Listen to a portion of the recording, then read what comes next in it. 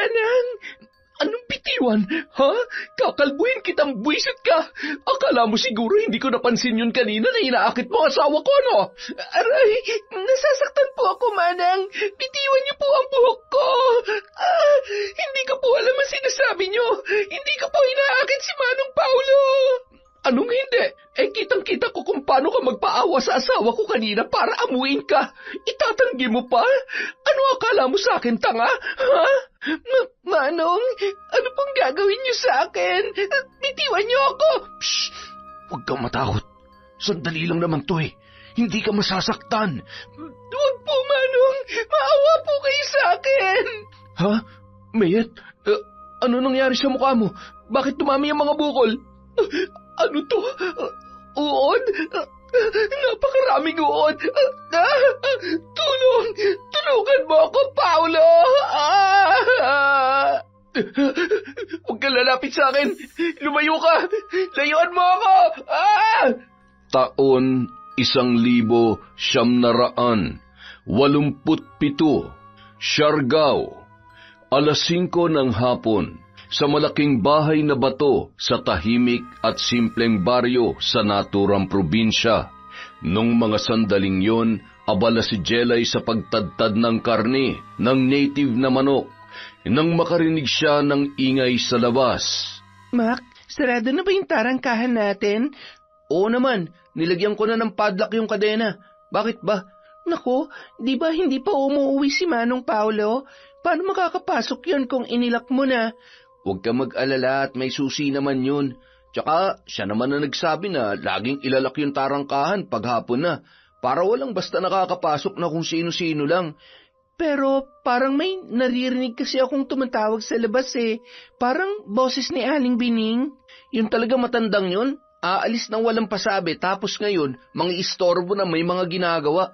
Kung makasigaw pa sa labas, akala mo may sunog. Kulang na lang, lumawit pati tonsils niya kung makatawag eh. Ikaw naman, naririnig mo rin pala, hindi mo pa pagbuksan. Pareho tayo malilintikan yan kapag nagalit yon. Di magalit siya. Sino ba siya sa bahay na to? Palamunin din lang naman sila ng anak niya. Ito naman, sige na oh. Pagbuksan mo na at kawawa naman yung tao. Ay, sus! Hayaan mo na muna siyang bumula ang bibig dun sa inis. Kung gusto mo, ikaw na lang ang magbukas dun sa tarangkahan. Malansang kamay ko eh. Tsaka baka pag ako nagbukas eh, awayin lang din ako noon. Ikaw na lang. Sabi na nga ba eh. Ay nako, sige na, bubuksan ko na. Inis na ani ni Makoy. Yamot yun na lumabas upang pagbuksan si Aling Bining. Ngunit pagdating niya sa tapat ng tarangkahan, parang nais niyang matawa nang makita ang itsura nito. Salubong na naman ang kilay at hindi maipinta ang muka dahil sa galit. Mga bingi ba kayo? Kanina pangawit ang alangal ako sa kasisigaw dito. Ngayon lang may lumabas sa inyo. Ay, kayo po pala, Aling Bining. Naku, pasensya na po. Hapon na po kasi kaya isinara ko na tong tarangkahan eh. Ay sus, at bakit? May magnanakaw na ba sa ganitong oras? Nangangatwirang ka pa? Ang sabihin mo, tatamad-tamad lang kayo. Sambit pa ng matanda habang kinakalag ni Makoy ang kadena sa tarangkahan. Bahagya niya pa lamang yun nabubuksan, inis na itinulak na siya nito at agad na humakbang papasok.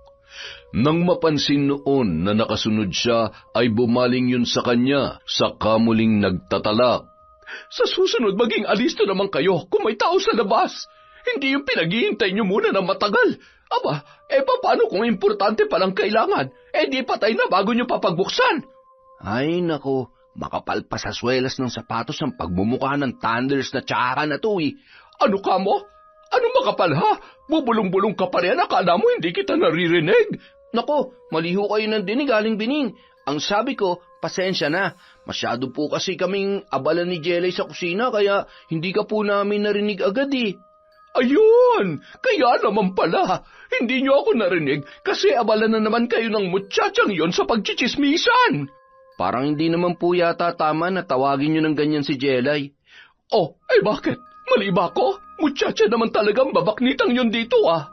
O baka naman may iba ka pang alam na papel ng hampas lupang yun sa pamamahay na to. Ano bang ibang papel ang pinagsasabi niyo dyan? Hindi ho porket nanay kayo ng asawa ni Manong Paulo, pwede nyo nang tawagin si Jelay ng ganyan. Hindi po basta katulong si Jelay dito, no? Aha, ganon. Kung hindi pala alila, baka kulasisi ng tiyo mo. Ganun ba? Masyado naman yata malikot yung imahinasyon nyo, Aling Bining. Ang dumi nyo mag-isip. Parang apo na po ang turing ni tiyo kay Jelay dahil halos dito na siya sa bahay na to lumaki. Oh, ano naman ang pakialam ko kung dito na siya lumaki? Ang dami mo namang sinasabi. Asa na nga pala si Mayet? Nasa kwarto ho. Teka ho, tatawagin ko. Galit ka? Hindi ho. Mukha ba akong galit? Hindi naman Huwag mo na lang tawagan. Tutuloy na lang ako sa kwarto niya. Nanlalaki ang butas ng ilong na napatangan na lamang si Makoy sa pagiging arogante ng matandang babae. Pakiramdam niya ay gustong mangatog ng kanyang kalamnan sa labis na pagpipigil na hindi hablutin ang buhok noon dala ng kanyang panggigigil. Napapailing na nasundan na lamang niya yon ng tingin. Hindi niya maintindihan kung bakit pumayag ang Manong Paulo niya na tumira ang ina ng asawa nito sa pamamahay na yon. Marahil ay parte pa yon ng pagrerebelde ng pinsan sa kanyang tiyuhin. Pagkatapos noong maglayas at mawala ng 7 taon, nagbalik yung may kasamang 2 palamunin. Naiinis na bumalik na lamang siya sa kusina upang tulungan si Jelay. Ay nako Jelay, mabuti na lang talaga't hindi ikaw ang nabungaran ng mahaderang Aling Bining na yon. Kung ikaw siguro nagbukas sa kanya, baka inokray-okray ka lang at dinarag nung matronang yon. Bakit? Ano bang ginawa ni Aling Bining at para yatang gigil na gigil ka na naman? Sino ba naman ang hindi manggigigil sa bruhang matandang yun? Kung ano-anong kabulastugan ang lumalabas sa bibig, nakakapanginig talaga ng laman Ay, huwag mo nalang pansinin kung ano man yung mga sinabi ni Aling Bining sa'yo. Baka mamaya, magsumbong pa yun kay Manang Mayet magagalit din yun sa'yo. Di magalit siya. Pakialam ko ba? Hindi ako natatakot sa kanila ng nanay niya mukhang ulalo na tinubuan ng paa. Ay nako, alam mo ang mas mabuti, pakisamahan na lang natin sila na maayos. Kung si Lolo Damian nga walang magawa sa desisyon ng anak niya tayo pa kaya? Si Tiyo na nga lang ang iniisip ko Kaya nga kahit pikon na ako nagtitimpi pa rin ako. Kaya ikaw, hanggat maaari, iwasan mo yung mag-inang yun. Mukha kasing mainit ang mata sa inong 2 yun, lalo na si Aling Bining. Huwag ka mag-alala. Alang-alang kay Lolo Damian, kayang-kaya kong tiisin ang ugali ni Manang Mayet at Aling Bining. Napakalaki ng utang na loob ko sa kanya kaya hindi ko hayaang magkasamaan na naman sila ng loob ni Manong Paulo nang dahil lamang sa akin. Malalim na napabuntong hininga na lamang si Makoy sa naging tugon ni Jelay sa kanya. Saglit na tumutok ang mga mata nito sa maamong muka ng dalaga. Kung hindi lang mahalaga sa kanya ang kanilang pagkakaibigan, marahil ay noon niya pa yun niligawan. Maganda na kasi at mabait pa si Jelay, mga katangian na minana nito sa kanyang ina. Anak si Jelay ng dating labandera ng tiyo Damian niya na si Isabel. 14 pa lamang ang babae nang manilbihan noon sa pamilya ng kanyang tiyuhin. Maaga rin kasi yung naulila at walang kamag-anak na nais tumingin sa kanya, kung kaya't kinupkup na lamang siya ng kanyang tiyo Damian bilang labandera kasama ng sakitin nitong asawa. Naging malapit si Isabel sa buong pamilya, lalo na sa anak ng mga ito na si Paulo. Magkaedaran lang kasi silang 2. Nang pumanaw ang nakatatanda sa pamilya ay nanatili pa rin si Isabel sa bahay ng kanyang mga amo. Umalis lamang siya nang magpakasal na sa ama ni Jelay. Ang ama ni Jelay ay dayo lamang sa kanilang lugar. Ngunit dahil mahusay sa trabaho at magaling makisama, nakagiliwan ito ng tiyo Damian niya, kaya't ginawa nitong katiwala sa malawak na niyugan ang mag-asawa. Ngunit simula naman noon ay naging madalas ang pagtatalo ng mag-amang Damian at Paulo. Hindi nagustuhan ng matanda ang patuloy na pagiging malapit ni Paulo kay Isabel dahil meron na yung asawa. Iniisip nito na makakasira sa reputasyon ni Isabel bilang babaeng may asawa ang palaging pagbuntot ni Paulo sa kanya. Anak na rin kasi ang turing ng matanda kay Isabel, pati na rin sa kanyang asawa. Lalo pang napamahal sa matanda ang dalawa nang ipanganak si Jelay. Nakagiliwan din yon ng matanda dahil nakuha niya ang katangian ng kanyang mga magulang, lalo na ng kanyang inang si Isabel. Ganoon pa man, tila hindi lamang ugali at kagandahan ang minana ni Jelay sa kanyang ina. Para kasing tuksong pati kapalaran nito ay naulit sa dalaga. Magkasunod din kasing pumanaw ang kanyang mga magulang, 5 buwan pa lamang ang nakalilipas. Naiwan ang dalaga na balot ng mga utang dahil sa magkasunod na gastos sa pagpapalibing sa kanyang mga magulang. Kaya't tuluyan na itong tumigil sa pag-aaral at napilitang magtrabaho na lamang. Kinuha naman siya ng kanyang tiyuhin bilang kasambahay upang makabayad sa mga utang sa pagpapagamot noon sa kanyang ama. Matagal kasing naratay sa sakit na kanser sa buto ang lalaki bago yun pumanaw. Samantala, agad namang tinungo ni Aling Bining ang silid ng mag-asawang Paulo at Mayet upang magsumbong. Oh, Nay, ba't nandito pa kayo? Akala ko ba sasama kayo kay Nanang Rosa sa sayawan ng Mr. and Mrs. sa kabilang baryo? Ay nako, hindi na. Nawalan na ako ng gana. Buwisit kasi yung mga kasama natin dito sa bahay. Bakit ho ba? Ano na naman ang nangyari? Bumalik lang sana ako dahil maliligo lang ako't magbibihis. Sukat ba naman yung lalaking pamangkin ng biyanan mo ang tagal akong pinagbuksan ng tarangkahan. Alam na kasi nasa labas lang ako isinara pa.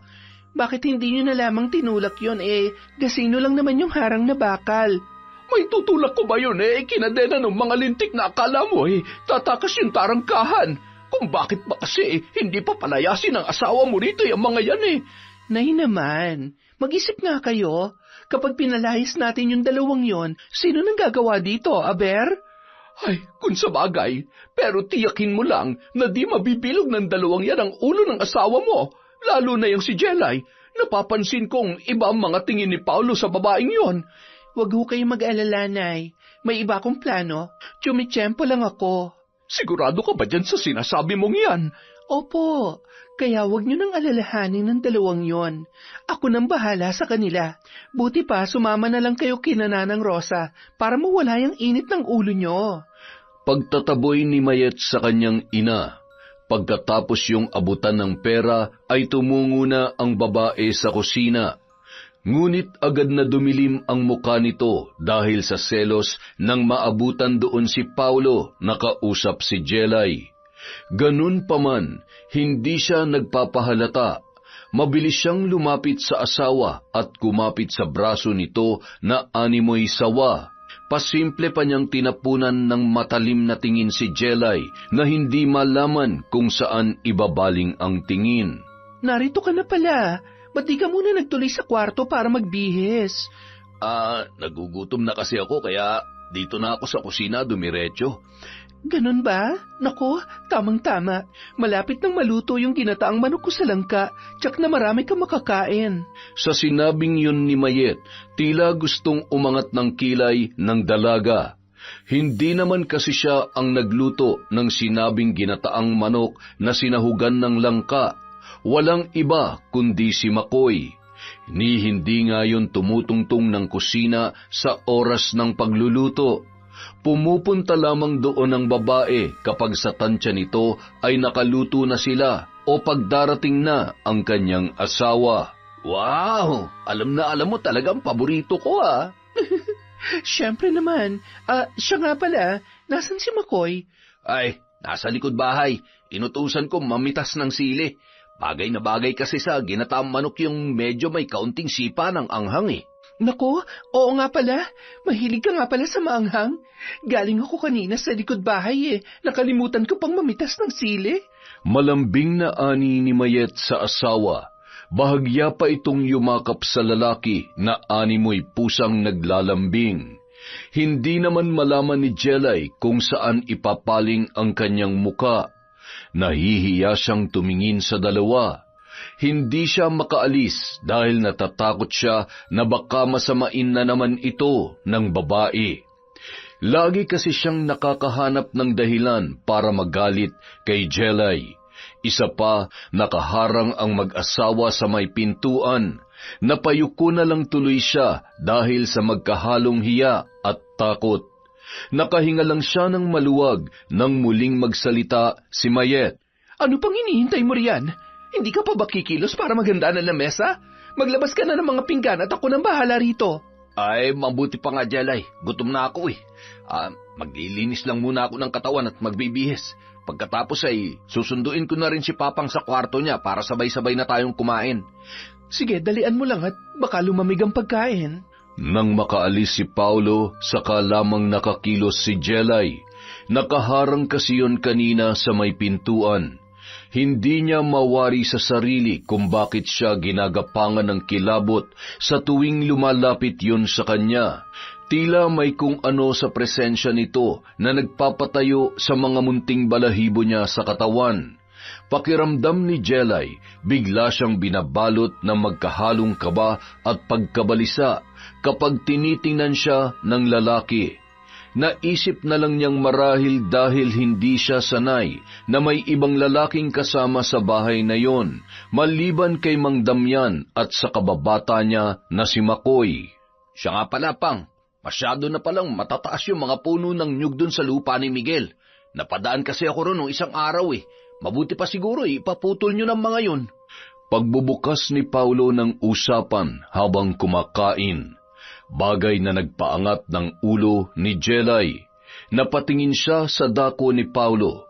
Hindi niya alam kung bakit bigla siyang nakaramdam ng pagkabalisa. Ang tinutukoy kasi nito ay ang lupang naiwan sa kanya ng kanyang mga magulang. Sa pagkakaalam ni Jelay, nabili yon ng kanyang ama sa matandang amo nito. Sa katunayan, may hawak siyang mga legal na dokumento bilang katibayan. Hindi tuloy niya naiwasang hindi mapaisip dahil sa sinabi ng lalaki. Parang may iba siyang pakiramdam sa himig ng pananalita noon, lalo na nang banggitin nito ang pangalan ng kanyang ama. Huwag mo nang problemahin yon. Si Jelay na ang bahala sa mga yon. Tutal siya naman ang may-ari. Siya ang may karapatang magdesisyon tungkol doon. Isa pa, may buyer na yata si Jelay sa mga punong yun eh. Hindi ba, Iha? Opo. Hinihintay ko lang pong maging nyug na rin yung iba bago ipaani. Sayang din naman po kasi yung mga yon. Nanghihinayang ka pala eh. Bakit mo pa ibebenta? Puputulin na rin naman yon kasi may edad na. Kaya kailangan ng palitan. Isa pa, marami daw babayarang utang si Jelay kaya kailangan niya ng pera. Ganun naman pala eh. Bakit hindi na lang yung lupa mismong ibenta niya para makabayad siya ng utang? Bakit ho ba kasi pinoproblema niya yung utang ni Jelay, Manang? Kinakausap pa kita? Sabat ka ng sabat Hindi naman ikaw ang kausap ko. Mataray na sambit ni Mayet sa nabiglang si Makoy. Dudugtungan pa sana nito ang sinabi, ngunit nagulat siya nang marahas na pinalo ni Mang Damian ang lamesa gamit ang kanyang kamay. Walang nakaimik sa kanila nang padaskul itong tumayo at madilim ang muka na iniwan ng lahat sa hapagkainan. Nag-aalalang sinundan ni Makoy ang kanyang tiyuhin. Hindi naman mapigil ni Jelay na makadama ng tensyon. Hindi niya tuloy na malayan na bahagya na palang nanginginig ang kanyang kamay na may hawak na kutsara. Ayos ka lang ba, Jelay? Parang nanginginig yata yung kamay mo. Ayos lang po ako. Natakot ka ba kay Papang? Hindi po. Nagulat lamang po ako. Huwag mo na nang pansinin yun. Matanda na kasi kaya madali nang uminit ang ulo. Sige na, ituloy mo na yung pagkain mo. Nakangiti pa na ani ni Paulo kay Jelay. Hinaplos pa nito sa ulo ang dalaga at bahagyang ginulo ang buhok. Hindi alam ni Jelay kung bakit biglang nanayo ang kanyang balahibo sa ginawa ng lalaki. Bigla siyang nakadama ng hindi komportable. Napapitlag pa siya nang di sinasadyang dumampi ang kamay noon sa kanyang balikat. Lalo pa siyang nakadama ng tensyon nang makitang masama ang tingin sa kanya ni Mayet. Paulo, Alam kong hindi ako tanggap ng papang mo, pero hindi naman yata tama na bastusin niya ako ng ganito sa harap ng pagkain. Mayet naman, pati ba naman yung mga simpleng bagay na ganun gusto mo pang palakihin? Simple ba sa'yo yung pagdadabog na yon? Hindi mo na nga ako pinagtanggol doon sa matanda, pinalalabas mo pa na makitid ang utak ko. Bakit? Hindi ba? Mabuti pa nga sa'yo si Jelay, marunong umintindi sa matanda. Ah, ganon. Ngayong kinukumpara mo na ako sa isang chimay. Iniinsulto mo ba ako? May limitasyon ng pasensya ko, Mayet Kaya mabuti pa tumahimik ka na. Baka hindi kita matansya, samain ka na sa akin. Pakiramdam ng babae, para siyang binuhusan ng malamig na tubig dahil sa sinabing yon ng kanyang asawa. Bakas sa tinig nito ang pagbabanta. Ang malamig at matigas na ekspresyon ng mukha nito ay nagbigay sa kanya ng bahagyang takot. Saglit na nag-iba ang tingin niya sa lalaki. Tila hindi na yon tulad ng dati na madali niyang nakukuha sa mga salita at kaunting drama. Ang mabuti pa, tulungan mo na lang si Jelay na magligpit ng kinainan nang pare-pareho tayong makapagpahinga na maaga. Pagkasabi noon, agad nang tinalikuran ni Paulo ang dalawa. Madilim naman ang muka na binalingan ni Mayet ang noon ay ninenerbyos na si Jelay. Ibinuntun nito sa dalaga ang galit na kanina niya pa tinitimpi. Agad nitong sinampal si Jelay na noon ay nag-uumpisa ng magligpit ng kanilang pinagkainan. Sa gulat ng dalaga, nabitawan niya ang hawak na mga pinggan. Lumikha ng ingay ang mga yon nang bumagsak sa sahig, bagay na lalong nagpainit sa ulo ni Mayet. Manang, ano pong kasalanan ko? Bakit niyo po ako sinampal? Nabitawan ko tuloy yung mga plato. At talaga may gana ka pa magtanong, gaga ka? Singhal ni Mayet sa dalaga. Hinablot nito ang buhok ni Jelay sa kamariing sinabunutan yon. Sinadya rin niyang hinaan ang pagsasalita upang hindi marinig ng ibang kasama nila sa bahay ang kanyang mga sinasabi sa dalaga. Bitawan niyo po ang buhok ko, Manang! Anong bitawan, ha? Kakalbuhin kitang buwisit ka! Akala mo siguro hindi ko napansin kanina na inaakit mo ang asawa ko, no? Aray! Nasasaktan po ako, Manang! Bitawan niyo po ang buhok ko! Hindi ko po alam ang sinasabi ninyo! Hindi ko po inaakit si Manong Paulo! Anong hindi? Kitang-kita ko kung paano ka magpaawa sa asawa ko kanina para amuin ka. Itatanggi mo pa? Anong akala mo sa akin, tanga? Ha? Maawa na po kayo sa akin, Manang. Ano, gusto mong tulungan ka ng asawa ko, kaya nilalakasan mo ang boses mo? Gusto mo magpaawa na naman? Ha? Ha? Hindi po. Hindi po, Manang. Tama na po. Itong tandaan mo, oras na magsumbong ka sa asawa ko o dun sa matanda, malalagot ka lalo sa akin. Kaya itikaw mo yung bibig mo. Naintindihan mo? Opo. Opo. Nang gagalaiting itinulak pa ni Mayet ang dalaga bago niya yun iniwan sa komedor. Umiiyak namang ipinagpatuloy ni Jelay ang pagliligpit ng mga pinagkainan. Hindi na bumalik pa si Makoy kaya mag-isa na lang siyang nag-urong ng mga pinggan at kalderong ginamit sa pagluluto. Nang makatapos, agad na siyang nagtuloy sa kanyang silid, dala ang isang maliit na ilawan.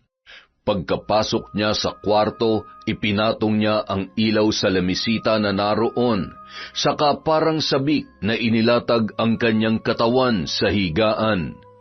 Habang nakahiga, tahimik na iginala niya ang paningin sa loob ng maliit na silid na nakalaan para sa mga tagapagsilbi ng malaking bahay na bato.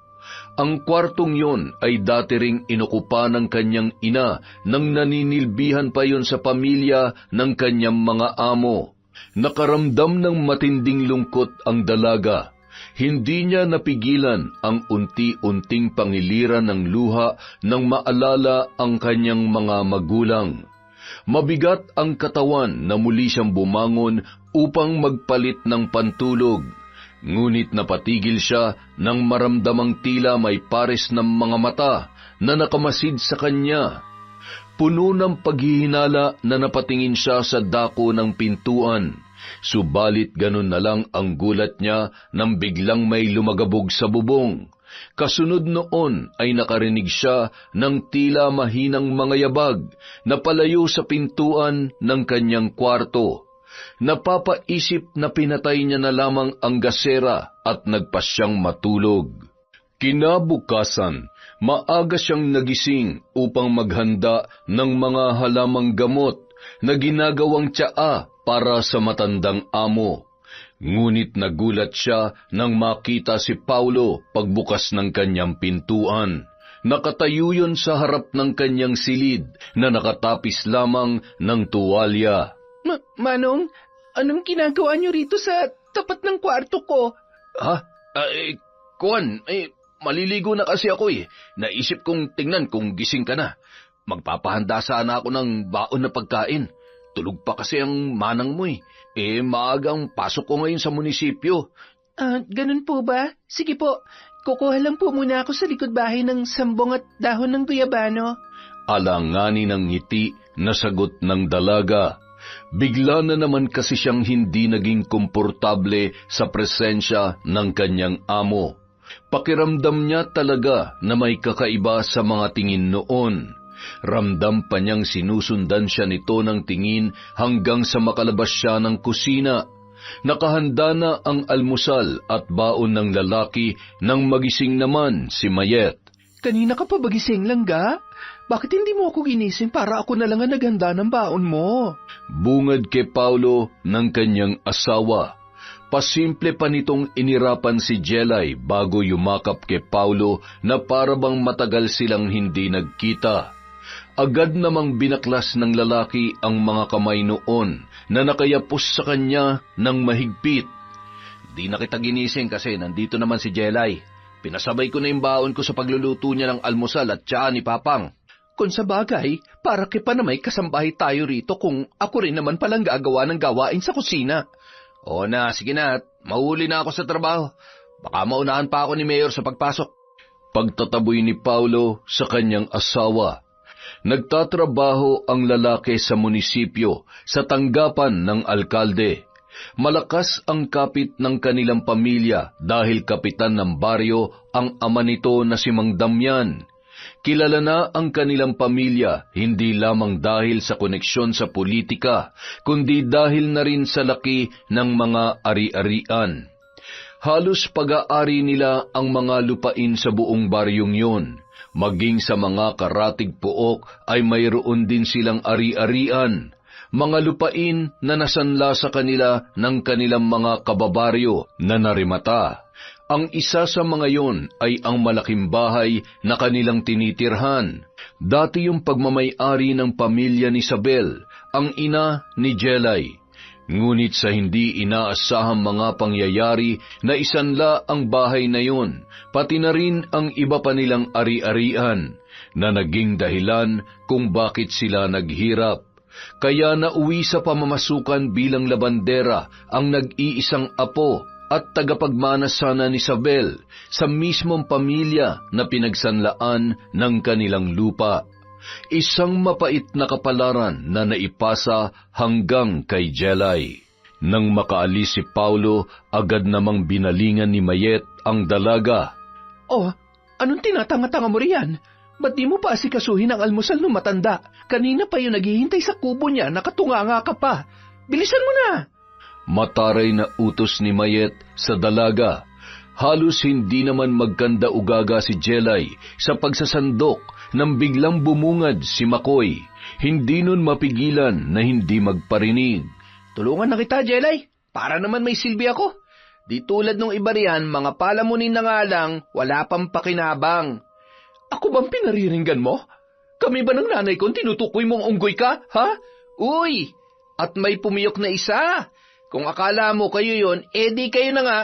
Bakit nasasaktan ka? Totoo naman kung makaasta kayo ng nanay mo, mukhang alipo nga, akala mo naman mga doon niya. Pang-aasar pa ni Makoy sa babae. Nakapamewang pa yun at nakataas pa ang isang kilay. Hindi niya talaga maatim ang ugali ng mag-ina. Kung utus-utusan kasi ng mga yun si Jelay, ay parang ang mga ito ang nagpapasahod sa dalaga. Aba, kung makapagsalita ka sa anak ko, kala mo may karapatan ka sa bahay na ito ah. Hoy, Sampid, baka nakakalimutan mo kung sinong anak ko. Asawa yan na may-ari ng pamamahay na ito. Eh ikaw? Aba, at gising na rin pala ang isa pang donyang kampupot. Ano po kamahalan? Nasiyahan ba kayo ng husto sa pakikipagyakapan sa sayawan? Majonders na ubod pa ng garutay. Anong sabi mo? Sinong garutay, ha? Naku, Mayet, pigilan mo ako't baka madurog ko ang gusto ng butiking yan. Tama na nga yan, Nay. Kay Agay, nakikipagtalakan kayo dyan. Pinapatulan niyo pa kasi ang mga hampas lupang yan eh. Sus, hampas lupa. Tara na nga, Jelay. Baka lumamig pa tong tiyan ni Uncle Damian. Mabuti pa nga. Magsilayas kayo sa harapan ko't panira kayo ng araw, mga bisit. Pahabol pang sigaw ni Aling Bining. Wala yung pakialam kung marinig man siya ng ama ni Paulo. Para sa kanya, kung anong karapatan ni Paulo sa bahay na yon, ay ganoon din ang karapatan nilang mag-ina. Asawa nun si Mayet, kaya nararapat lang na maging amo rin sila sa bahay na yon. Ay nako, kay aga-aga talaga'y pinakukulo ng buwisit na yun ang dugo ko. Kailan ba kasi ang palalayasin ni Paulo rito? Nauubos ng pasensya ko. Maghintay lang kayo, Nay. Pasasaan ba't makakakuha rin tayo ng tiyempo? Mahirap kasing palisin ang mga yan ngayon kasi wala pang kapalit. Mahirap makakuha mula sa mga taga rito. Makatotohanang sinabi ng babae. Bagamat mahirap ang mga taga-baryo ay walang may gustong mamasukan bilang kasambahay. Mas gusto pa ng mga yon na magtrabaho sa bukid o sa nyugan. May dahilan ang mga taga-baryo kung bakit. Yun ay dahil ang mga ito ay mga inapo ng mga dating manggagawa at tagasilbi ng isang mayamang pamilya sa kanilang baryo. Ang pamilya ng pinakamagandang dilag noon sa kanilang payak na baryo na dating kasintahan ng ama ni Mang Damian. Walang iba kundi ang lola ni Isabel. Ang pamilya ng lola ni Isabel ang dating may-ari ng halos lahat ng lupain sa kanilang lugar. Mga lupain na nabili ng pamilya nito sa mga praile noong panahon pa ng Espanyol. Subalit nang magwakas ang sistema ng hasyendero ay pinamahagi ng pamilya ang mga lupaing pag-aari sa kanilang mga manggagawa. Nagtira lamang sila ng ilang ari-arian na sapat upang mamuhay pa rin ng maalwan ang susunod nilang henerasyon.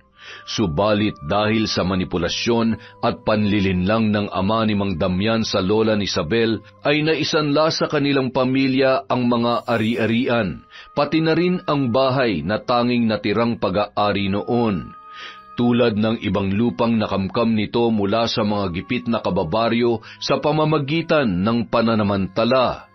Pagkatapos makamkam ang lupa at bahay ng pamilya ng kasintahan, pinakasalan niya ang babae. Magmula noon, hindi na nakaahon pa ang pamilya ng lola ni Isabel. Nagtuloy-tuloy ang paghihirap ng mga ito hanggang kay Isabel at sa anak niyang si Jelay. Siya nga pala, anak. Ano nga pala yung sinasabi mong plano? May naisip ka na ba? Pwede ba, Nay? Tigilan niyo nga muna ako sa kakatanong niyo ng plano-plano na yan. Wala pa nga ako naiisip eh. Abay, nagtatanong lang eh. Bakit ka nagagalit? Baka nakakalimutan mo na ina mo ko. Wala ka rito kung hindi dahil sa diskarte ko. Oo na, wala na akong sinabi. Mabuti pa ikain niyo na lang yung init ng ulo niyo. O kaya magkape kayo. Bahala kayo kung anong gusto niyo. Pagkasabi noon, inis na tinalikuran na ni Mayet ang kanyang ina. Bumulong-bulong na lang din ang nagtimpla na ng sarili niyang kape na si Aling Bining. Samantala, ng mga sandaling yon, sa kubo, napansin ni Mang Damian ang pananahimik ni Jelay. Kanina ka pa walang kibo dyan. May masakit ba sa'yo, Jelay? Oo nga naman, Jelay. Kanina ka pa tahimik at nakatungo lang dyan. Halos hindi mo rin nagagalaw yung pagkain mo. May problema ka ba? Naku, wala po. Ay, teka nga. Parang namamaga yata ang pisngi mo. Paano ba yan? Ha? Kuwan kasi, masakit kasi yung ngipin ko kagabi. Kaya siguro parang namamaga tong pisngi ko. Pagpapalusot na sabi ng dalaga.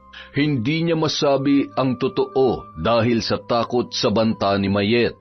Isa pa, ayaw din niya na maapektuhan ng insidenteng yon ang relasyon ng mag-amang Paulo at Mang Damian. Batid niyang kapag nalaman ng matanda ang ginawa ni Mayet, magagalit yon at lalong lalayo ang loob sa asawa ng kanyang manong Paulo. Baka magkatampuhan pa ang mag-ama ng dahil sa kanya, bagay na hindi niya hahayaan na mangyari. Halos 4 na buwan pa lamang mula nang makapiling ng matanda ang kanyang alibughang anak. Hindi niya maaatim na muli na namang magkaroon ng alitan ng mag-ama ng dahil sa kanya. Ang mabuti pa'y bumili kayo ng gamot sa bayan. Hindi biro ang sakit ng ngipin, lalo na pag sa gabihan umatake. Magpapaalam po muna sana ako. Gusto ko po sanang bisitahin yung bahay namin. Halos 3 buwan na rin po kasi mula nung huli kong bisita ron eh. Baka po kasi gapangan na ng mga damo yon hanggang loob. Ay, yun lang naman pala eh. Walang problema. Mabuting ang bisitahin mo yung bahay ninyo nang sa ganun ay hindi mabulok ka agad. Pero baka hindi po ako makabalik dito sa pananghalian. Doon na lang po ako magluluto ng pagkain ko. Ay, ganun ba? Kung ganun ay magbaon ka ng bigas at rekado. Maganda nga na napapausukan din ang kusina paminsan-minsan nang hindi pamahayan ng mga peste at mga insekto. Basta umuwi ka agad bago magdilim, ha? Opo, maraming salamat po, Lolo Damian. Ay nako, batang ito, para yun lamang eh. Lakad na at baka tanghaliin ka. Pagkatapos magligpit ng mga pinagkainan, masaya na nung tinungo ang palabigasan upang kumuha ng isang gatang na bigas. Pagdating niya sa luma nilang bahay, hindi niya napigilan ang pagngingilid ng kanyang mga luha. Matapos tanggalin ang padlock ng pinto ay marahan niya yung itinulak. Lumangit-ngit yon nang dahan-dahan niyang buksan. Bumungad sa kanya ang mga sapot ng gagamba nang siya ay pumasok. Dumako ang kanyang tingin sa nakasaradong pinto ng silid ng kanyang yumaong mga magulang. Gumuhit ang malungkot na ngiti sa labi ng dalaga. Nang pumasok siya sa loob, nakita niyang masinop pa rin ang gamit na naroon. Bagamat balot na ng alikabok at puno na ng sapot ng gagamba ang silid, maayos pa rin nakapwesto sa mga lalagyan ang mga yon. Maging ang damitan ay hindi makalat. Matapos pasadahan ng tingin ang kabuuan ng silid, inumpisahan niya na ang paglilinis. Inuna niyang tanggalin ang mga sapot sa kisame at dingding.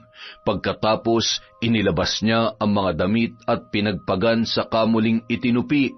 Nang malapit na siyang matapos, biglang may nalaglag na isang munting lalagyan mula sa damitan ng kanyang ama. Kulay itim yun na mas malaki lamang ng kaunti sa kahan ng sigarilyo. Dinampot niya yon at sinipat. Nakita niya na may mga munting larawan at simbolo na nakaukit doon. Ibinulsa niya at ipinagpatuloy ang kanyang ginagawa. Masusi niyang nilinis ang bahay bago lumabas. Palubog na ang araw nang makatapos siya sa paglilinis sa bakuran. Bagamat 30 minutong lakad lamang naman ang layo ng lumang bahay nila sa bahay na bato, ay nagmadali nang makabalik ang dalaga. Nakakahiya kung hindi siya makakauwi sa tamang oras.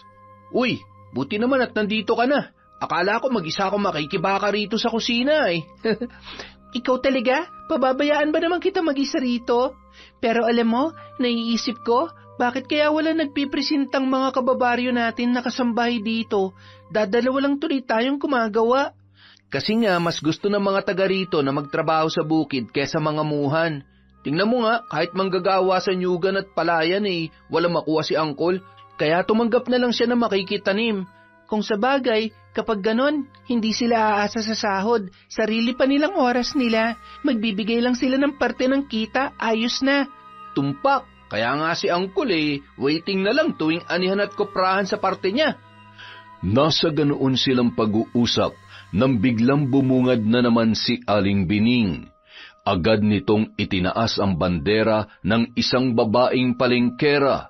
Nakapamewang agad ito na daig pa ang amo at agad silang tinalakan. Aba, parang wala na naman kayong tigil sa pagchichismisan dyan Anong pinag-uusapan niyo at parang kinikiliti ang tumbong ng payatot na yan? Ano naman po sa inyo, mahaderang paraluman, kung kinikiliti ang tumbong ko? Naiinggit ba kayo dahil walang gustong kumiliti sa inyong kuluntoy na bulaklak? Sira ulo ka. Halika nga dito at sasabunutan kitang buwisit ka. Aba, ang lakas ng loob ng matandang to Baka patulang kita dyan. Hindi malaman ni Jelay kung ano ang gagawin na magpang-abot na ang dalawa. Hindi niya akalain na tuluyan ng mawawala ng kontrol si Makoy at biglang papatulan si Aling Bining. Marahil ay naubos na rin ang natitira nitong pasensya para sa biyanan ng kanyang manong Paulo. Nagpilit siyang pumagitna at sinubukang awatin ang dalawa, ngunit lalo lamang naging marahas si Aling Bining. Wala yung tigil sa pagtalak at sumisigaw habang hindi inaalis ang mga kamay sa ulo ni Makoy. Pati siya ay tinadyakan na nito. Sa edad noong 48, malakas pa ang matanda at tila sanay na sanay sa pakikipag-away. Hindi niya mapagbitaw ang dalawa, kaya naman kumuha siya ng isang balde ng tubig at binuhusan ang matanda at ang kanyang kaibigan. Yun ang tagpong nabungaran ni Mayet. Agad nitong sinugod si Jelay at sinabunutan. Binitawan naman ni Aling Bining si Makoy at si Jelay din ang pinagbalingan, hanggang pinagtulungan na ng mag-ina ang dalaga. Siya namang dating ni Paulo. Agad nitong inawat ang dalawa at inilayo kay Jelay. Anak ng, ano bang kalokohan tong ginagawa nyo ng nanay mo, Mayet, Itanong mo dyan sa dalawang impaktong yan. Matapang na singhal ni Mayet sa asawa habang galit na dinuduro sina Jelay at Makoy. Mabilis namang dumako ang tingin ni Paulo sa kanyang pinsan. Parang nais nitong matawa sa itsura ni Makoy. Daig pa kasi ang tandang na nakorner ng inahin habang nakatali. Mabuti na lamang dumaan pa ang kanyang papay sa manukan. Kung hindi, baka tumaas ang presyon ng dugo noon sa konsumisyon. Magkasabay kasi silang umuwi dahil nag-deliver ng palay sa kiskisan sa bayan ang kanyang ama. Mas impakto kayo mag-ina. Nakita mo? Paano hindi ka manggigigil sa lalaking yan? Mak, magdahan-dahan ka sa pananalita mo. Baka nakakalimutan mo, asawa kong tinatawag mong impakto. Nung kami ang tinawag niya impakto, baliwala lang sa'yo. Baka nakakalimutan mo rin, Manong, kung ano mo ako. Pinsan mo ako. Kadugo mo at kilala mo ang ugali ko. Kahit itanong mo sa mga taga rito, hindi ako palaaway at hindi rin ako pumapatol sa babae, lalo na sa matanda. Pero dahil sa ugali na mag-inang yan, hindi ko na napigilan ang sarili ko.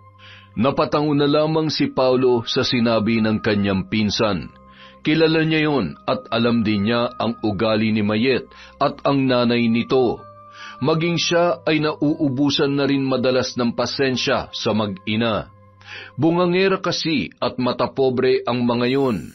Kung hindi lang dahil sa tulong nito nung siya ay nagkaproblema sa Maynila, hindi niya papatulan ang babae. Napasubo lamang siya dahil sa naging sitwasyon niya doon. Nang umalis kasi siya sa poder ng kanyang ama at nagpasyang makipagsapalaran sa Maynila, si Aling Bining ang una niyang nakilala. Nagtitinda yon ng mani at itlog sa terminal ng bus. Nakilala niya yon nang madukutan siya at matangay ang lahat ng pera na pinagbentahan niya ng mga alagang baka at kalabaw. Tinulungan siya noon na ma-recover sa mga mandurukot ang pera nang malaman na nagkakahalaga yon ng kulang-kulang 100,000. Hindi niya alam kung paano yon nagawa ng matanda, pero dahil doon, nagtiwala na siya kay Aling Bining. Wala siyang pagpipilian dahil bagong salta lamang siya sa syudad at walang alam na matutuluyan. Isinama siya nito sa inuupahang bahay at ipinakilala sa anak na si Mayet. Maganda si Mayet, ngunit hindi yun ang tipo niyang babae. Masyado kasi yung galawgaw at malapit sa mga lalaki. Tinulungan siya ng mga ito na makahanap ng sariling mauupahan sa isang maliit na komunidad ng mga squatter sa Pasay, malapit sa may terminal. Madali siyang nagkaroon ng mga kaibigan at kasangga sa lugar dahil din sa mag-ina. Ang mga yun din ang nagpakilala sa kanya sa mga big-time na tao, kaya nagkaroon siya ng trabaho. Naging driver siya at taga-deliver ng mga package ng isang mayamang negosyante. Malaki ang natatanggap niyang sahod, bagamat siya ay nagtataka, hindi niya na lamang yun pinansin. Ang mahalaga, natupad niya ang kanyang gusto, ang mabuhay ng malayo sa anino ng kanyang ama. Sa tulong din ni Mayet at Aling Bining, madali niyang natutunan ang kalakaran sa syudad. Kalaunan, nalaman niyang nagtatrabaho pala si Mayet bilang agogo dancer sa isang nightclub sa Pasay, kaya marami yung koneksyon. Naging madalas siya sa nightclub na pinapasukan nito hanggang sa naging karelasyon niya ang babae. Bagay na ikinatuwa naman ni Aling Bining. Ilang araw lang kasi mula nung makilala niya ang mga ito ay inutangan siya ng matanda ng halagang 20,000. Kaya't ang pagkakaroon nila ng relasyon ni Mayet ay parang pambayad sa malaking utang nito sa kanya. Ngunit nito lamang nakaraang 4 na buwan, sinabihan siya ng kanyang amo na magpalamig muna sa probinsya. Tingin niya nagkaroon yon ng malaking problema. Ngunit wala naman yung sinasabi o ipinapaliwanag. Hindi na rin nagtanong ang lalaki. Isa yon sa mga natutunan niya sa syudad, ang huwag masyadong magtatanong.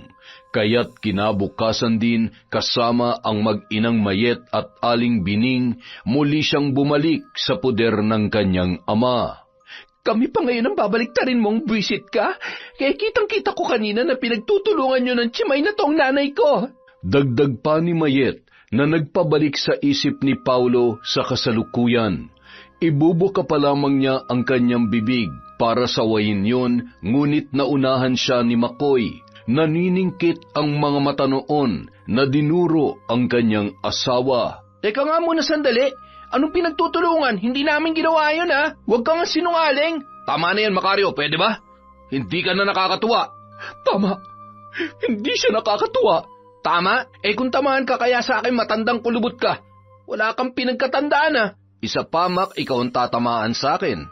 Kanina pa kita sinasaway, ayaw mong tumigil. Hindi ka ba nahihiya sa sarili mo? Lumalaban ka sa nakatatanda sa'yo? May pinag-aralan ka naman, di ba? Biglang natahimik si Makoy sa sinabing yon ni Paulo. Nakadama siya ng hiya sa kanyang sarili. Noon lamang niya napagtanto na parang lumagpas siya sa dapat niyang kalugaran. Hindi dapat naging ganoon ang asal niya sa harap ng kanyang pinsan dahil nakatatanda yun sa kanya. Ngunit ganun pa man, hindi siya nagsisisi sa pagpatol sa mag-inang Mayet at Aling Bining. Walang karapatan ang mga yon na daragin sila komo't may koneksyon ito kay Paulo. Para sa kanya, hindi matatawag na asawa ng kanyang pinsan ang babae dahil hindi naman sila kasal. Tama na yung bangayan yung yan. Jelay, tulungan mo si Mac. Linisin niyo tong mga to bago abutan ni Papay. Opo. Ikaw naman, Mayet, asikasuhin mo yan nanay mo. Hindi yung makikisali ka pa sa halip na umawat. Baling ni Paulo sa kanyang kinakasama.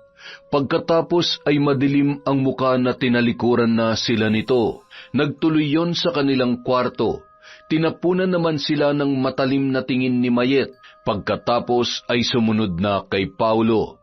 Habang si Aling Bining naman ay nakangising pinasadahan sila ng nakakainsultong tingin bago pairap silang tinalikuran. Kumendeng pa yon habang naglalakad at tumungo na rin sa kanyang kwarto upang magbihis. Ako na lang dito, Mac. Magbihis ka na at baka sipunin ka. Tsaka baka abutin ka pa ni Lolo Damian na ganyan ang itsura mo. Sigurado ka? Kaya mo nang linisin to mag-isa? Nagkalat lahat tapos may tubig pa dito. Sus, sisiw lang sa akin yan. Isa pa, kasalanan ko naman kung bakit nabasa rito eh. Naparami yung tubig na naibuhos ko. Nakalimutan ko na lupa nga pala ang sahig nitong kusina natin dito sa likod bahay. Dalawa ang kusina sa malaking bahay na yun. Isa para sa pagluluto ng mga pagkain na kailangan ng matagal na pagkakakulo at isa para sa pagluluto ng mga pagkain na hindi kailangan ng maraming gatong at madali lamang lutuin. Sige, maliligo lang ako't magbibihis. Pagkatapos ko, tutulungan na kita magluto ng hapunan. Bilisan mo na't baka dumating na si Lolo Damian. Sa kabila ng mga nangyari, maayos pa rin naman silang nakapaghapunan. Walang napansing kakaiba si Mang Damian sa kanila. Pagkatapos magligpit, maagang nagpahinga sa kanyang silid si Jelay. Saka lang niya naramdaman ang pagod sa maghapong paglilinis sa kanilang lumang bahay nang lumapat na ang likod niya sa higaan. Napabalikwas siya nang maalala ang maliit na sisidlan na kanyang nakuha sa damitan ng kanyang ama. Naupo siya sa papag at dinukot sa kanyang bulsa ang munting kahon. Mataman niya yung inusyoso, ngunit kahit anong pagsipat niya, hindi niya makita kung saan yun bubuksan. Nadismaya siya at nilagay na lamang yun sa ilalim ng kanyang unan. Samantala, pagkatapos ng insidenteng pagsasabunutan ni na Aling Bining at Makoy, tila naging maingat na sa pakikitungo sa kanila ang mag-ina. Hindi na sila ginagambala ng mga yon, kaya't naging maayos ang kanilang trabaho. Hanggang dumating ang pasukan, kaya kinailangan ni Makoy na bumalik sa kanilang bahay. Nasa 3 taon pa lamang kasi ito sa kolehiyo. Malapit sa bayan ang kanilang tinitirhan, kaya mas komportable kung sa bahay nila siya uuwi. Pumayag lang naman siyang tumira sa bahay ng tiyuhin dahil sa pakiusap noon. Wala kasing kasama ang matanda kundi si Jelay.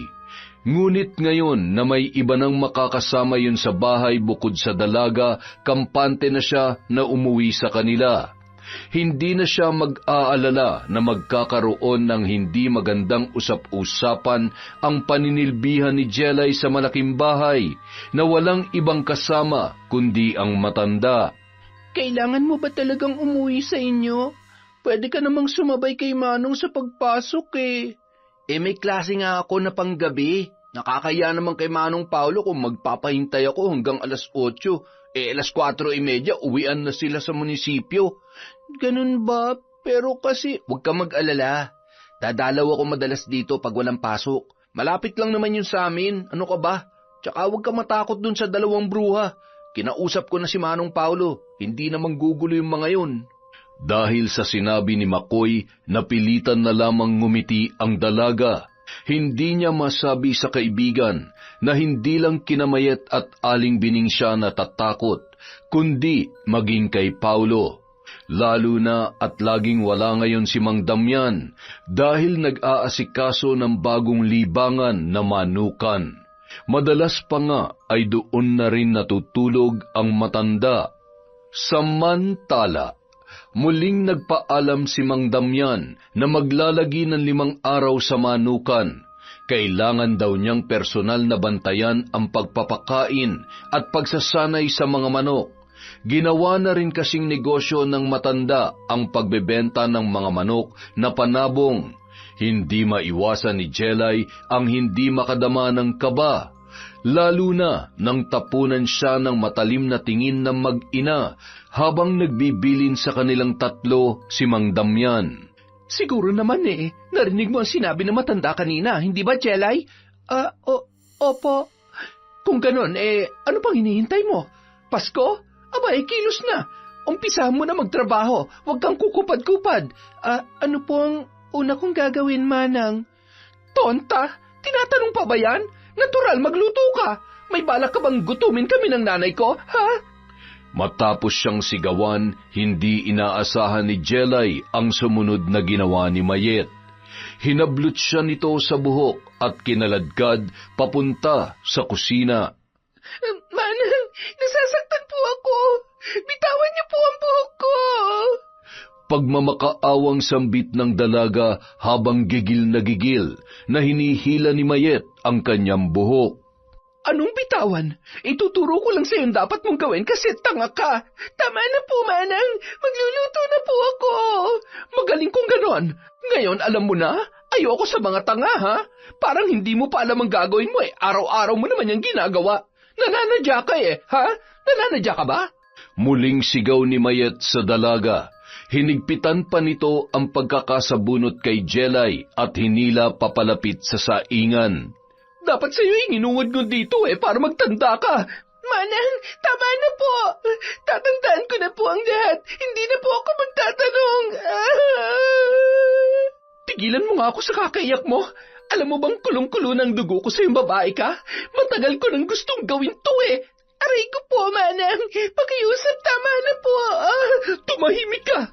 Ayoko marinig ang boses mo. Napahikbi na lamang ang dalaga. Nanginginig ang buo niyang katawan sa takot at pagpipigil na humulagpos ang anumang tinig mula sa kanyang bibig. Pabalya siyang binitawan ni Mayet, kaya't pasadsad siyang napahiga. Hindi niya na nagawang umiyak nang bumaldog ang likod niya sa mga nakasalansang panggatong. Pasalamat ka't hindi ka pwedeng magkaroon ng latay na nakikita. Kung hindi kanina ko pa kinalmot yung pagmumukha mong babae ka. Pero binabalahan kita. Oras na magsumbong ka, pagsisisihan mong nakilala mo ako. Naintindihan mo? Sagot! Opo, Manang. Magaling! Bilisan mo na riyan para maaga kang makapagluto. Pagkatapos ay laban mo yung maruruming damit namin ni Paulo. Isabay mo na rin yung kay nanay. Naintindihan mo? Opo. Bilisan mo ng kumilos. Huwag kang kukupad-kupad. Nang matapos na ni Jelay ang kanyang mga gawain nung gabing yun, agad siyang nagpahinga sa kanyang kwarto. Dala marahil ng pagod ay kaagad na nilamon ng antok ang kanyang diwa, kaya hindi niya na nagawa pang patayin ang gasera.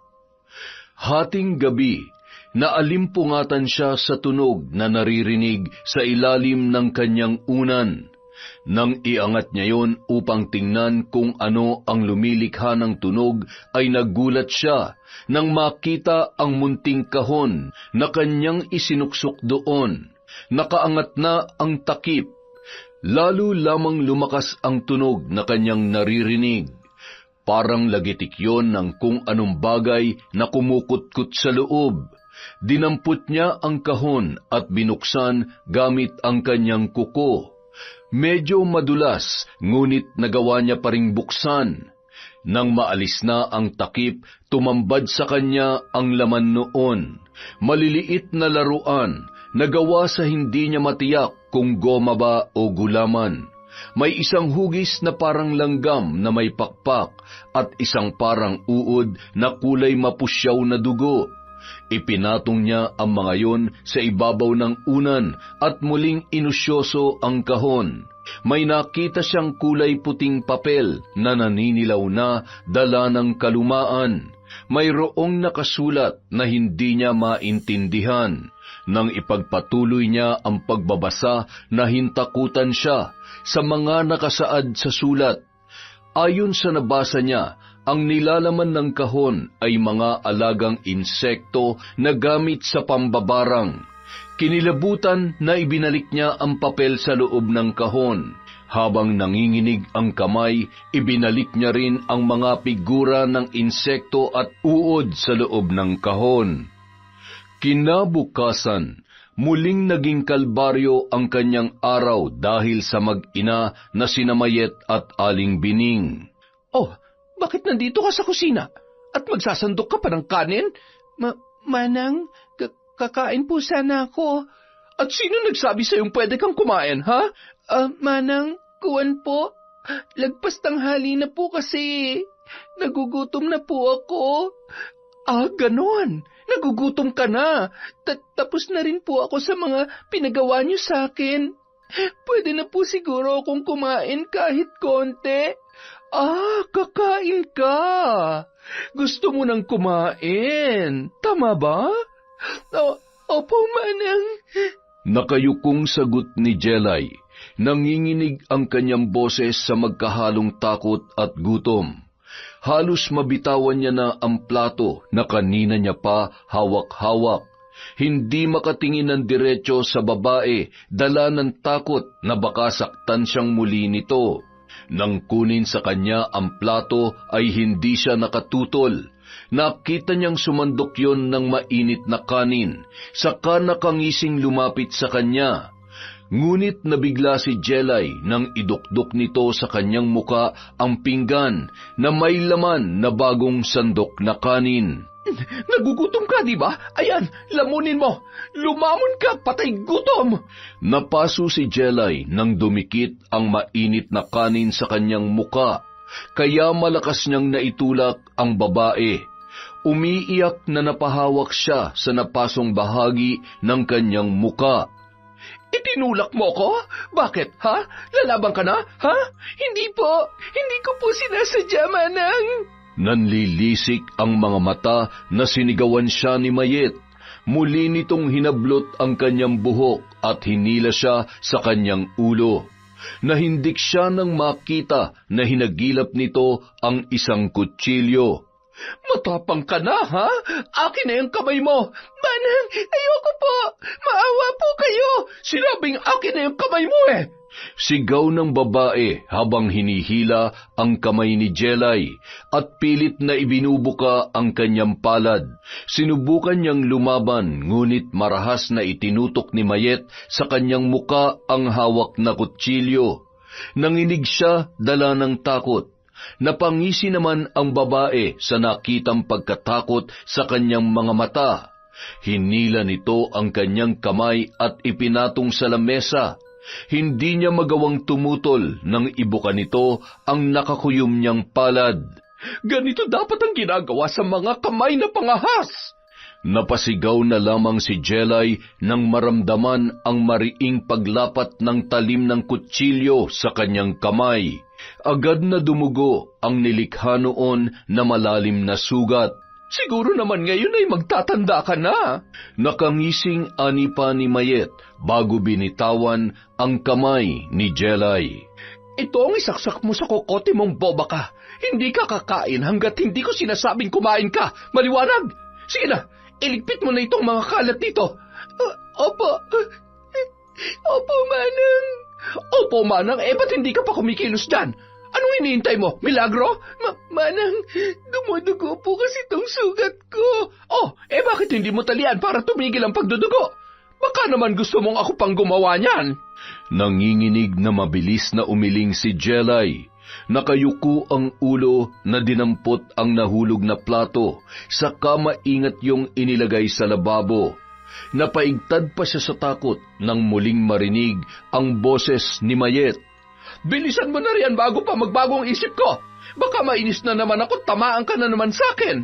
Pahabol pa ng ginang bago siya iniwan sa kusina. Nang matiyak na wala na yon, saka lamang siya humulagpos ng malakas na hagulgol na kanina niya pa nais pakawalan. Umiiyak na hinugasan niya ang sugat sa kanyang kamay. Patuloy yung dumudugo na parang ayaw ng maampat. Mabilis siyang nagtungo sa kanyang silid upang maghanap na may pangtatali doon. Nakita niya ang maliit na retaso ng tela na napapatungan ng munting kahon sa ibabaw ng kanyang lamesita. Hindi sinasadyang nabahiran ng dugo ang ibabaw ng kahon, nang yun ay kanyang hawakan para kunin ang tela. Nagulat siya nang maramdaman na tila dumikit sa kanyang palad ang kahon. Pakiramdam ni Jelay, sinisip-sip nito ang dugo sa kanyang sugat. Nahintakutan na nabitawan niya yon. Kinikilabutan na napatitig siya sa kahon. Nang makitang wala namang kakaiba roon, ay lumabas na siya ng silid upang gawin ang lahat ng iniuutos sa kanya ng mag-ina. Pagsapit ng hapunan, agad na napansin ni Paulo ang tali sa kamay ni Jelay. Na paano yung kamay mo, Jelay? Nako, tatanga-tanga kasi yan, kaya nasugatan. Kulang pa yata sa kanya yung hinihiwa niyang sibuyas eh. Hindi ikaw ang tinatanong ko, Mayet. Sumagot ka, Jelay. Ano nangyari sa kamay mo? Nahiwa ko po, Manong. Ganun ba? Sa susunod, mag-iingat ka, ha? Hayaan mo na muna si Mayet na mag-asikaso dito mamaya. Baka ma-impeksyon yung sugat mo. Matapos ang hapunan, sinabihan siya ni Paulo na magpahinga na sa kanyang kwarto. Pinipigilan niya ang sarili na huwag manginig habang dahan-dahan siyang tumayo. Nararamdaman kasi niya ang matatalim na tinging ipinupukol sa kanya ng mag-ina na sina Mayet at Aling Bining. Pagpasok niya sa kanyang silid, binalot na naman siya ng matinding awa sa sarili. Napatitig siya sa munting kahon na nakapatong sa lamesita. Kinuha niya yon at idinikit sa kanyang dibdib. Para bang sa pamamagitan noon ay maiibsan ng lahat ng sakit na kanyang nararamdaman. Tay, hirap na po ako dito. Kunin niyo na lang po ako. Hindi ko na po kaya ang ugali ni Manang Mayet at ng nanay niya. Nung mga sandaling yon, pakiramdam ni Jelay pagluha na lamang ang tangi niyang kanlungan. Nais niyang lunurin ang lahat ng hinanakit niya at sama ng loob sa pamamagitan ng tahimik na pag-iyak. Ngunit napatigil siya nang makarinig ng tila mahiwagang boses mula sa hawak niyang kahon. Boses na parang nag-uutos. Hindi niya napigilan ang paglukob ng takot sa kanyang dibdib. Ha? Sino ka? Anong kailangan mo sa akin? Ngunit nagpatuloy lamang ang boses. Palakas yun ng palakas na parang bumibigkas ng isang mantra. Napatakip siya sa kanyang tainga, ngunit naririnig niya pa rin yun ng malinaw. Habang patuloy sa pagbigkas ng kung ano-anong kataga ang mahiwagang tinig, unti-unti namang nawawala ang takot ni Jelay. Unti-unti yung napapalitan ng galit. Namalayan na lamang niyang sinusunod niya na ang mga naririnig mula sa mahiwagang tinig. Umupo si Jelay na nakasalikop ang 2 binti sa ibabaw ng papag. Pagkatapos ay inilabas niya mula sa kahon ang munting figura ng insekto. Ipinatong niya ang mga yon sa ibabaw ng kahon. Pagkatapos ay mahina niyang binasa ang mahiwagang katagang nakasulat sa papel. Bawat kataga, malinaw at mariin niyang binibigkas. Punong-puno yon ng damdamin, puno ng pagnanais na maglapat ng kaparusahan. Kinaumagahan, napuno ng malalakas na tili ni Mayet ang buong bahay. Ano ba, Mayet? Ano na naman ba yan? Kaya aga-aga ko makatili ka, bakit ba? May maliliit kasing bukol na tumubo sa mukha ko. Tingnan mo. Para yun lang nagtititili ka na? Tagyawat lang yan, kung makasigaw ka, akala mo nakakita ka ng aswang. Wala naman akong tagyawat kagabi. Bigla na lang nagkaroon ngayon. Ano yun, magic? Baka naman nagka-allergy ka lang sa kinain mo. Hindi naman ako allergic sa adobong sitaw at pritong galunggong Tsaka parang pakiramdam ko may kumikislot sa loob. Guni-guni mo lang yan. Maghilamos ka para mawala. Makapagkape na nga. Buisit na buhay to. Wala ka bang pasok? Sabado ngayon. Pero dahil maaga ka ng bulahaw, maaga tuloy ako nagising. Naiinis na tinungo ni Paulo ang kusina para magkape. Maya-maya, tinawag niya si Jelay. Ngunit nagtaka siya nang hindi sumagot ang dalaga. Nagpunta siya sa kubo para tingnan kung naroon yun, ngunit hindi niya makita. Pinihit ni Paulo ang seradura. Nakita niyang hindi yun nakalak, kaya tumuloy na siya sa pagpasok. Pagdating sa loob, nakita niyang nakahiga pa rin at tulog ang dalaga. Bagay na kanyang ipinagtaka. Maaga kasi kung gumising si Jelay. Nauuna pa yon sa pagtilaok ng manok sa madaling araw. Nilapitan niya yon at sinalat sa noo. Halos mapaso ang kamay niya sa taas ng lagnat noon. Sinilip niya ang kamay ng dalaga. Namamagayon dahil sa sugat. Marahil yun ang dahilan kaya yun nilalagnat. Dali-dali siyang bumalik sa kanilang kwarto para kumuha ng gamot at pamalit na pantali sa sugat ni Jelay. Oh, anong meron? Ba't aligagang-aligaga ka? May gamot ka ba riyan sa lagnat? Ang taas ng lagnat ni Jelay. Namamaga rin yung sugat niya sa kamay. Hanip pa? Alalang-alala ka sa muchachang yon? Daig mo pang asawa? Pamilya na si Jelay sa pamamahay na to, kaya tigil-tigilan mo ako sa mga patutsada mo, ha? Seryosong sagot ni Paulo sa kanyang asawa. Tulog pa rin si Jelay nang bumalik siya sa kwarto nito. Muli siyang lumabas para kumuha ng dahon ng malunggay. Dinikdik niya yon at inilagay ang katas sa isang maliit na mangkok. Kumuha siya ng isang baso ng tubig at isang kutsara saka binalikan ang natutulog na dalaga. Manong, anong gagawin niyo sa akin? Bitiwan niyo ako! Shh! Huwag kang matakot. Sandali lang naman to eh. Hindi ka masasaktan. Huwag po, Manong! Maawa po kayo sa akin! Gaga? Anong wag po ka riyan? Kung makaarte ka, akala mo mamolestyahin ka? Singhal na naman ni Mayet sa nag-hysterical na si Jelay. Sinundan kasi nito ang kanyang asawa sa kwarto ng dalaga dahil gusto niyang matiyak na hindi yon magsusumbong kay Paulo. Saka lamang nahimasmasan si Jelay. Naalimpungatan kasi siya sa malamig na kamay na humawak sa kanya. Pagdilat niya, bumungad sa kanya si Paulo na nakaupo sa gilid ng kanyang higaan at may dalang pantali. Hindi naman talaga masyadong masakit tong katas ng malunggay.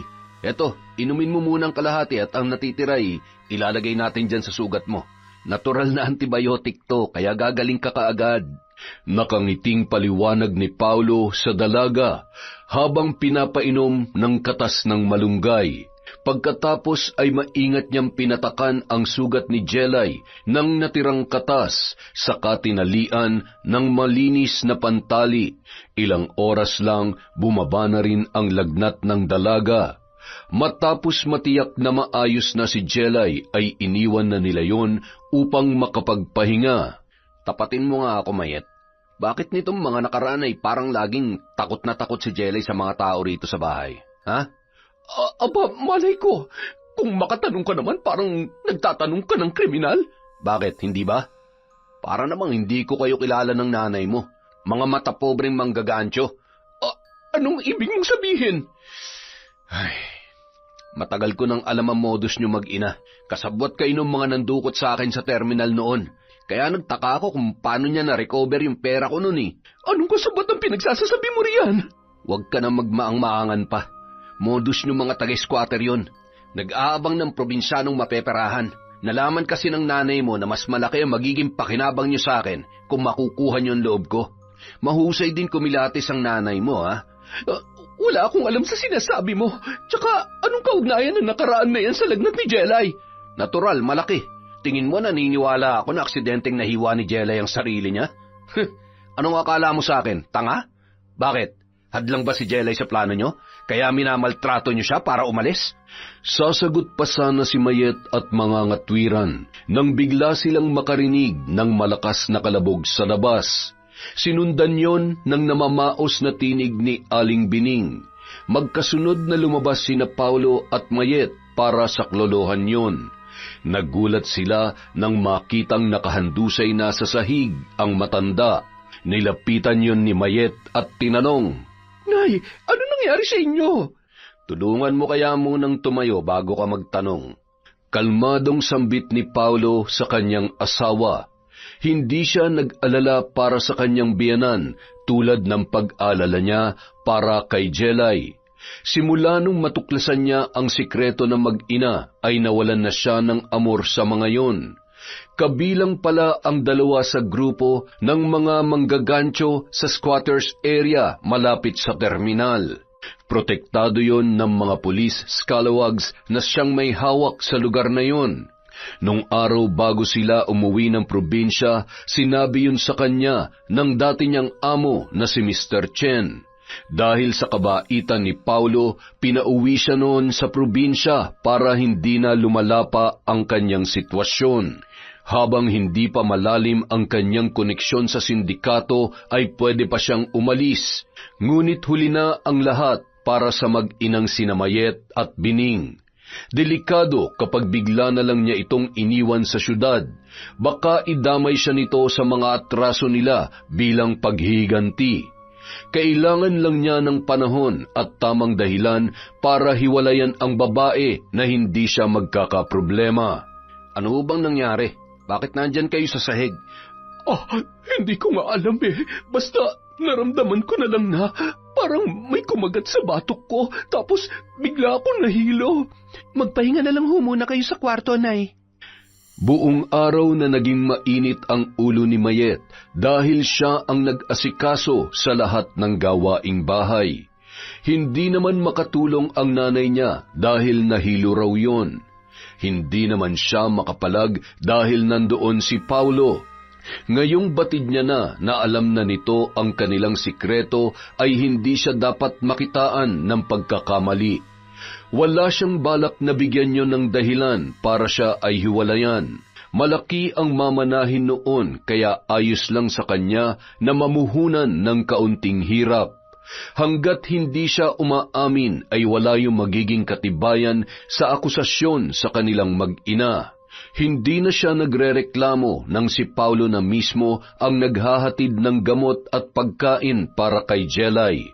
Ang nanay niya naman kasabay niya ng kumakain. Matapos ang hapunan, naglinis muna siya ng katawan. Simula pa nung umaga, pakiramdam niya ay hindi na naaalis ang pangangati sa kanyang muka. Nakaramdam lang siya ng ginhawa pagkatapos niyang maligo. Nawala rin ng bahagya ang pangangati sa kanyang muka. Pagpasok niya sa kwarto ay naroon na si Paulo. Hindi siya kinikibo ng lalaki kaya tahimik na lamang siyang tumabi sa higaan. Ngunit nagulat siya nang bigla siyang itinulak ni Paulo. Mayet, ano nangyari sa mukha mo? Bakit lumaki yata ang mga bukol? Anong lumaki? Natatarantang tanong ng babae. Wala sa loob na napahawak yon sa kanyang muka. Natakot na makapa ang mga bukol na tila lumalaki pa ng husto. Napahiyaw sa sakit si Mayet nang biglang gumalaw ang mga bukol. Tila may kung anong gustong lumabas mula roon. Marahas ang mga yon na nagkikislutan na parang naghahanap ng malalabasan. Pareho pa silang napasigaw ni Paulo nang biglang pumulandit ang katas mula sa bukol sa kanyang muka. Ano to? Uod! Napakaraming uod! Tulong! Tulungan mo ako, Paulo! Paulo! Huwag kang lalapit sa akin! Lumayo ka! Layuan mo ako! Takot na takot ang lalaki sa kanyang nasaksihan. Hindi niya mapigilang kilabutan dahil sa kumpul-kumpul na maliliit na uod na lumalabas mula sa mga pumutok na bukol sa mukha ni Mayet. Mistula yung tubig na umaagos palabas ng butas. Dahil sa ingay, napasugod naman sa silid ng mag-asawa si Aling Bining. Paulo, tulungan mo ako! Tanggalin mo tong mga uod! Ay, naku po, Diyos ko! Ano nangyayari? Mayet! Sandali, dito lang muna kayo. Susunduin ko lang si Mang Kaloy. Mabilis na tinalunton ni Paulo ang daan patungo sa bahay ng matandang albularyo. Malapit lang kasi yon sa lumang bahay ng pamilya ni Jelay. Hindi naman nag-atubiling sumama si Mang Kaloy. Ngunit pagdating nila ay naabutan nilang nakahandusay sa sahig si Aling Bining. Halos matakpan na ang buong katawan nito ng mga itim na langgam na may pakpak. Diyos ko, saan galing ang mga insektong yan? Huwag ka mag-alala. Mawawala rin ang mga yan mamaya. Ako ang bahala. Maglagay ka ng kaunting baga sa bao, iho. Lagyan mo ng kaunting asin, saka mo dalhin dito. Mabilis namang tumalima si Paulo sa utos ng matanda. Matapos maibigay ang mga hinihingi nito, ay nag-umpisa na yung bumigkas ng mga orasyon. Nang gilalas ang lalaki, nang unti-unting maglaho ang mga uod at mga langgam sa loob ng silid. Tatapatin kita, Paulo. na barang ang asawa mo at ang biyanan mo. Isang uri ng barang na walang orasyon ng sumbalik. Ano pong ibig niyong sabihin? Ibig sabihin, walang pangontra sa barang ng tawak at gu. Ano pong... hindi na po sila magagamot? Oo, ang ginawa ko kanina ay mantra at orasyon lamang ng pampakalma sa binhinang tawak at gu, para rin hindi na makatawag ng pansin. Hayaan mong makatulog ang dalawa, ngunit milagro na lang kung sila ay magigising pa. Kinabukasan, tulad ng sinabi ni Mang Kaloy, bangkay na lamang ang mag-ina nang magising si Paulo. Inaasahan man ay nahindik pa rin siya sa tanawing kanyang nakita. Bagamat walang bakas ng butas ang mukha ni Mayet, ay katakataka na medyo tumaba ang katawan nito. Ganoon din ang kanyang ina na si Aling Bining.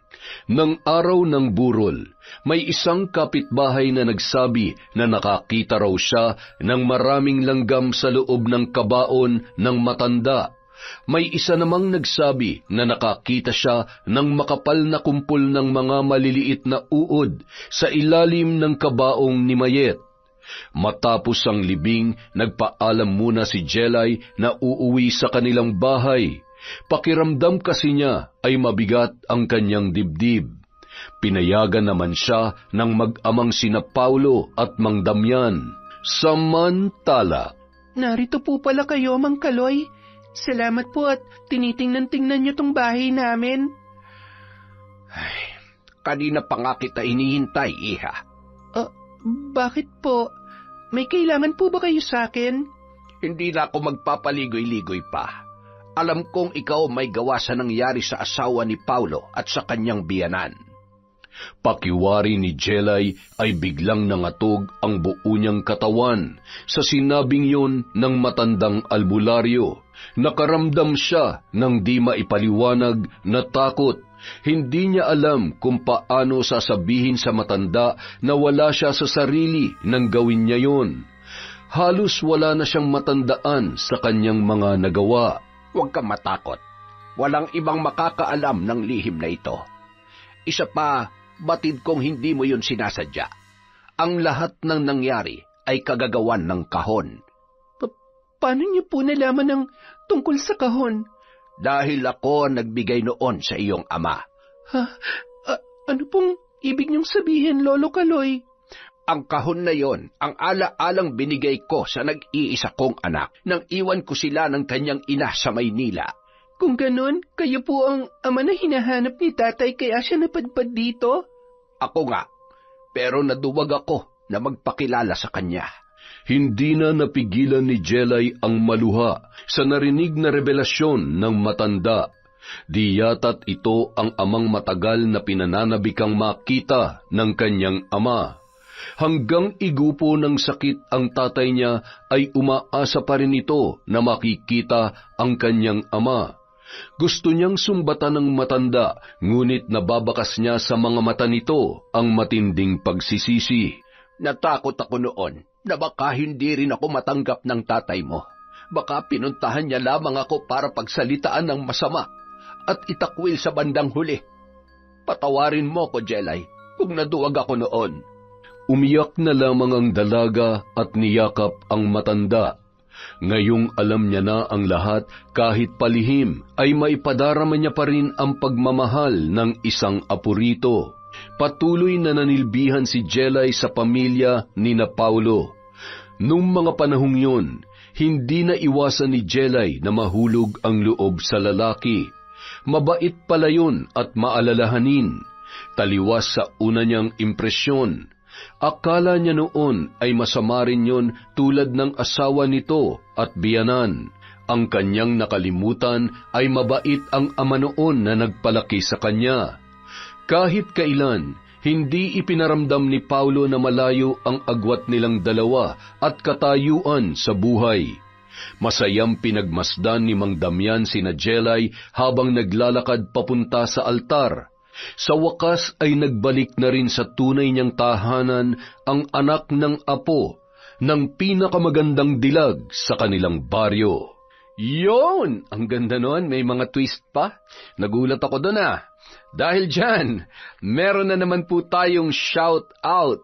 Simulan po natin kay Boss Bernard Chodoro, kay Sean Ann Reblinka, kay Michelle de la Cruz, hi po kay Josefina Fuelias, kay Monica Nieves, kay Edgardo Fontanilla, hi din po kay Chris Alcantara, Helen's Mix Vlog, kay Liza Agodo, Hana Maylin Sesgundo, Hilario Patra Jasmine, Arlene Castro Ramos, hello din po kay Angelina Ignacio, kay Finky Rusi 14, Joy Aniban, Lady Sparrow Taurus, hi din po kay Melvin Tambus of Zamboanga from Mami Riza.